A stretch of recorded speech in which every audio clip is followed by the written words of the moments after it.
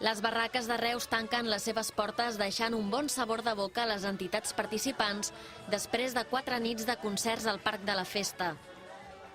Gairebé una vintena de grups han omplert el cartell d'enguany en una edició de les barraques en què hi han participat 25 entitats, 4 més que l'edició passada. És precisament per aquest motiu que les entitats han valorat positivament l'evolució de les barraques. Que enguany són 25, vull dir que ja no n'hi caben més, literalment, i el canvi és radical. Hem passat de fer al començament unes barraques que eren 4 gats amb 4 ferros, a ser 5 barraques, 4, a ser ara 25, a haver-hi cua d'espera per entrar i amb un èxit de gent bestial.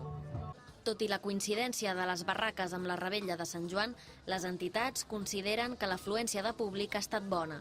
Realment aquest any nosaltres hem notat una afluència de públic més elevada. El dia de la revetlla va ser més fluix i el dia de Sant Joan va ser molt més fort. Sembla que la gent es va moure molt més. El cartell d'enguany és també un dels elements valorats positivament per les entitats que no consideren que la retallada d'un 12% en el pressupost d'enguany hagi afectat a la festa. Tot i haver-hi una retallada al pressupost, sempre hi ha un grup potent cada nit. Potser són sempre massa del mateix estil,